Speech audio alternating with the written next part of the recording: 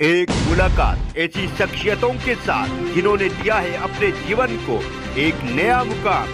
रूबरू कराएंगे ऐसी कुछ हस्तियों के साथ एक खास शख्सियत के साथ मुलाकात जयदेव पटेल के साथ नंबर 1 इंडिया न्यूज पर। नमस्कार व्यूअर्स, मैं जयदेव पटेल और आप देख रहे हैं नंबर 1 इंडिया न्यूज। आपका एक बार फिर स्वागत है एक खास शख्सियत के साथ मुलाकात प्रोग्राम में। आज हम बात करेंगे श्री कृष्ण जन्माष्टमी महोत्सव की, जो आज पूरा देश मना रहा है, पूरी दुनिया मना रही है। आखिर इसके क्या कुछ मायने हैं, ये महोत्सव क्यों खास है इस्कॉन के लिहाज से, देश और दुनिया के लिहाज से, इन तमाम मुद्दों पर बात करने के लिए हमारे साथ खास मेहमान है इस्कॉन के उपाध्यक्ष राधा रमन दास। राधा रमन दास जी, आपका बहुत बहुत स्वागत आज हमारे प्रोग्राम में।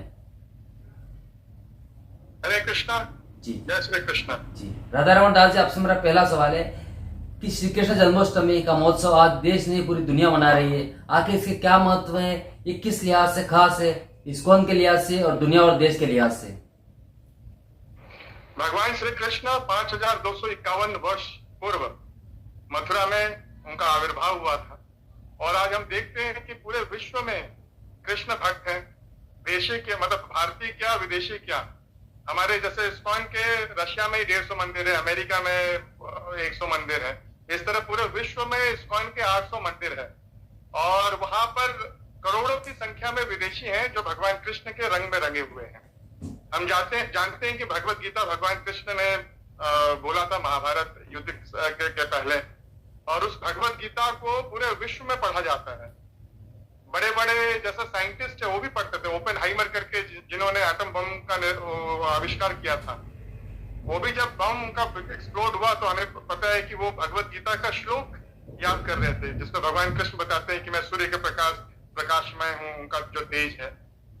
तो बहुत सारे साइंटिस्ट, एल्बर्ट आइंस्टाइन हो या बहुत सारे फेमस साइंटिस्ट हैं, फेमस पोएट्स हैं और फेमस व्यक्तित्व पूरे विश्व में है, वो भगवत गीता को अपने हृदय के साथ रखते हैं और पढ़ते हैं। एल्बर्ट आइंस्टाइन, उनको इंस्पिरेशन मिलता था भगवत गीता से। और हमें ये भी पता है कि बहुत सारे जो साइंटिस्ट हैं वो हमारे पुराणों से, हमारे धर्म ग्रंथों से जो साइंटिफिक डाटा है उसको लेके अध्ययन किया, और बहुत सारे जो मॉडर्न थियरीज हैं जिसका आविष्कार किया डिफरेंट साइंटिस्ट ने, वो हमारे शास्त्रों से निकला हुआ है। थियरी ऑफ जो रिलेटिविटी है वो एल्बर्ट आइंस्टाइन ने, वो भागवतम पढ़ने के बाद में उनको वहां से ये आइडिया मिला कि जो समय होता है वो अलग अलग जगह अलग अलग व्यतीत होता है। जैसे ब्रह्मा जी के ब्रह्मलोक में जो समय जो व्यतीत होता है वो डिफरेंट है। जैसे पृथ्वी का जो 1 घंटा और ब्रह्मलोक का 1 घंटा वो एकदम डिफरेंट होता है। जैसे ब्रह्मा जी का जो 12 घंटा है वो पृथ्वी का 4.32 बिलियन ईयर्स है। तो यही थियरी ऑफ रिलेटिविटी हमारे शास्त्र में ऑलरेडी है।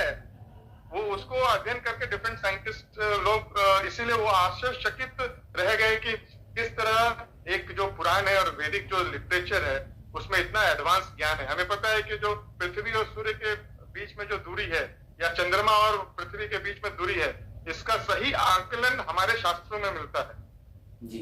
इस तरह से जितने भी मैथमेटिक्स हो या बायोलॉजी हो या कोई भी केमिस्ट्री हो या कोई भी आप साइंस, आज का मॉडर्न साइंस ले लीजिए, या विमान हो या एरोनॉटिक्स हो या खगोल शास्त्र हो, एस्ट्रोनॉमी हो, वो सारी चीजें हमारे धर्म ग्रंथों में है। और इसी से आकृष्ट होके जो पाश्चात्य देश के साइंटिस्ट हो हमारे धर्म के प्रति आकृष्ट होते हैं, और स्पेशली भगवत गीता के प्रति, क्योंकि भगवत गीता पूरे पुराणों का, पूरे जितने भी 4 वेद हैं उसका सभी का निचोड़ है।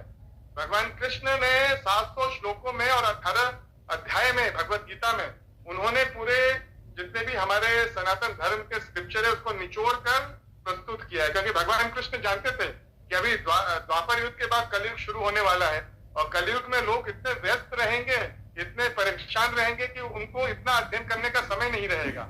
इसलिए भगवान कृष्ण ने निचोड़ कर ये सारा ज्ञान को उसको कंडेंस करके भगवत गीता में प्रस्तुत किया है, जिसको अगर हम कोई भी अपने जीवन में उतारता है तो उसको शांति तो मिलेगा ही, उसको सही दिशा मिलेगी, और क्या करना चाहिए उसका उसको अनुभव होगा। हमें पता है कि भगवत गीता एक युद्ध क्षेत्र में बोली गई थी, जब युद्ध होने वाला है। तो हम जानते हैं कि अर्जुन को भगवत गीता भगवान कृष्ण ने सुनाया, और अर्जुन एक योद्धा थे और लड़ने जा रहे थे, और उनके मन में संशय हो गया और वो पहले अध्याय में भगवान को बोलते हैं कि भगवान मैं इतना खून खराबा नहीं करना चाहता, इतने लोगों से मैं क्यों लड़ूं सिर्फ राज्य के लिए। मैं एक काम करता हूं, मैं जंगल में चले जाऊंगा और मैं एक सन्यासी बन जाऊंगा और मुझे ये सब नहीं चाहिए, मैं आपका भजन करूंगा जंगल में और मैं उसमें प्रसन्न हूं जी। तो भगवत गीता बोले कि अर्जुन ये तुम्हारी सोच जो है ये एकदम सही नहीं है, ये तुम्हारी सोच एकदम गलत है, क्योंकि तुम क्षत्रिय हो, तुम्हारा धर्म है फाइट करना और दुर्योधन जैसे दुष्टों का संहार करना। क्योंकि अगर तुम दुर्योधन जैसे पापियों का के प्रति अपना कर्तव्य नहीं निभाओगे, उनको ठीक नहीं करोगे, तो जो बाकी लोग हैं, सामान्य लोग हैं, जो भक्त लोग हैं, वो लोग दुखी रहेंगे उसके अपराध से। तो इसीलिए तुम्हारा, क्योंकि तुम एक क्षत्रिय हो, इसीलिए क्षत्रिय धर्म का पालन करो। भगवान, लेकिन किस तरह से हमको कर्म करना वो भी भगवान बताते हैं। भगवान बोलते हैं, बहुत लोग बोलते हैं कि भगवान ने बोला है कर्म करो, हम कर्म कर रहे हैं, भगवान का बस कर्म ही हमारी पूजा। ये एकदम गलत व्याख्या है, भगवान ऐसा नहीं कहते। भगवान क्या बोलते हैं, अर्जुन को किस तरह बोलते हैं, अपना कर्म करो फाइट का, मां मनुस्मरा युद्ध चा। भगवान अर्जुन को बोले मां मनुस्मरा, हे अर्जुन तुम मेरी, मतलब किसकी, भगवान का स्मरण करके युद्ध करो। तो उसी तरह जब हम भगवान का स्मरण करके अपने जीवन में युद्ध करते हैं, फाइट करते हैं, तो सब कुछ अपने आप व्यवस्थित हो जाती है। जब हमारे जैसे जिस प्रकार अंधेरे कमरे में जब दीपक रहता है तो अंधेरा अपने आप भाग जाता है, उसको अंधेरे को अलग तरीके से भगाने का प्रयास नहीं करना पड़ता।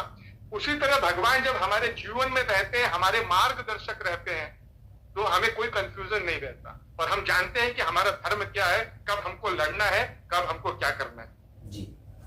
राधारमण दास जी, अगर हम बात करते हैं आज श्री कृष्ण जन्माष्टमी का जो खास महोत्सव जो मनाया जा रहा है पूरी दुनिया में, जैसे इस्कॉन का लगभग 800 मंदिर हैं पूरे विश्व भर की अगर हम बात करते हैं, तो क्या कुछ खास तैयारियां की गई आज के लिहाज से? तो पूरे विश्व में जैसे हमारे 800 मंदिर है पूरे विश्व में, तो सबसे पहले जो जन्माष्टमी का उत्सव ऑलरेडी कंप्लीट हो चुका है टोक्यो में, क्योंकि वहां पर पहला दिन शुरू होता है। और ये पर्व जैसे जैसे मिडनाइट होते रहेगी दूसरे देशों में, उस तरह वहां के देशों के मंदिरों में तब तक जन्माष्टमी मनती रहेगी। अभी हम लोग प्राय लगभग 5 घंटे में भारत में जन्माष्टमी मनाएंगे, लेकिन लॉस एंजलिस में वो भारत का जब कल का दोपहर होगा या शाम होगी तब तक जन्माष्टमी का उत्सव वहां पर हो रहा है। तो ये इस्कॉन की खासियत है। आप देखेंगे कि जो इस्कॉन के जो संस्थापक शिला प्रभुपाद थे वो कोलकाता से ही थे।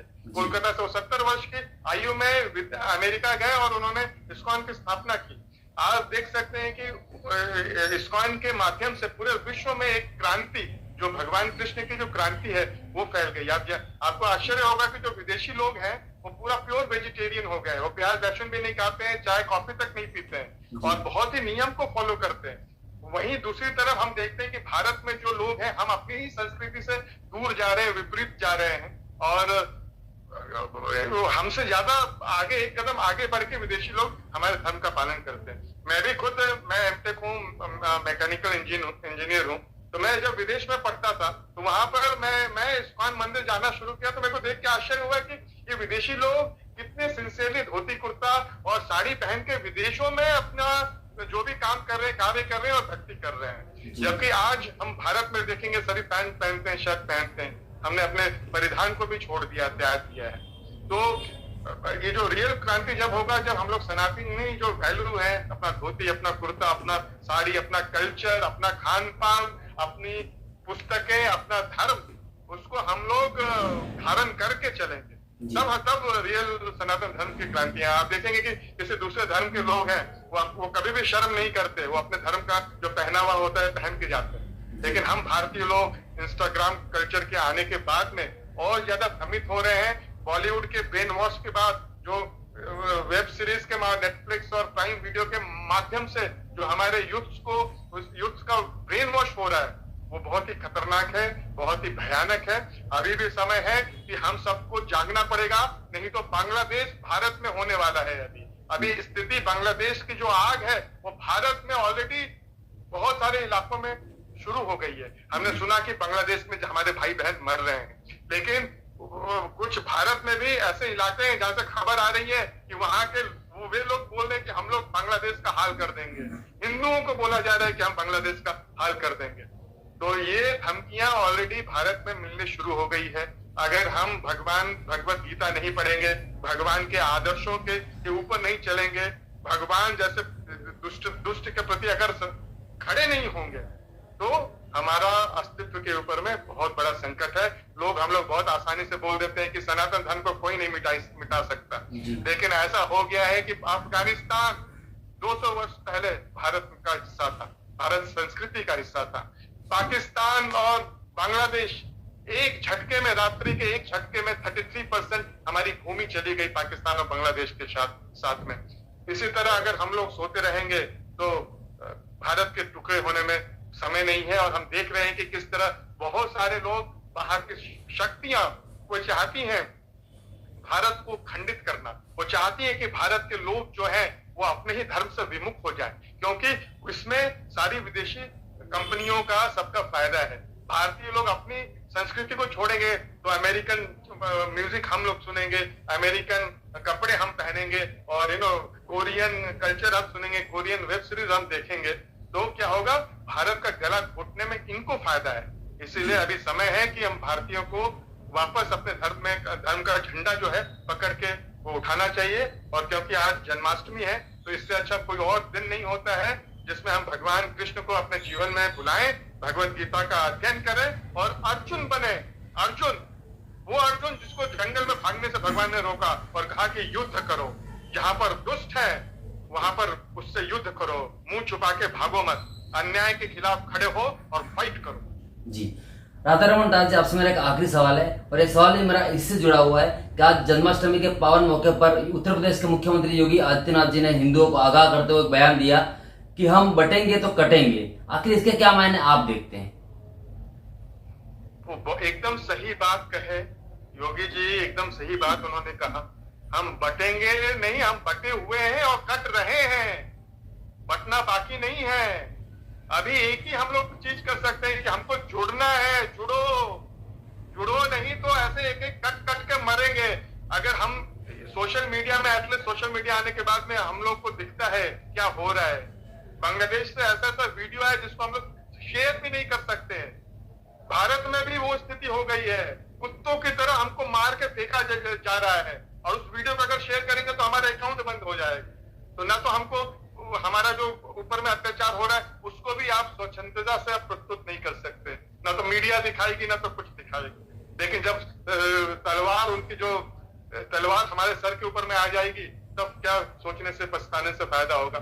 इसलिए बहुत आवश्यक है, बहुत खतरनाक समय चल रहा है, उठिए जगिए, नहीं तो बांग्लादेश भारत में प्रवेश करने वाला है। जी, राधा रमन दास जी, आपने हमारे समय निकाला, उसके लिए आपका बहुत बहुत धन्यवाद, और जन्माष्टमी की आपको बहुत बहुत बधाई। हरे कृष्णा, आपको भी।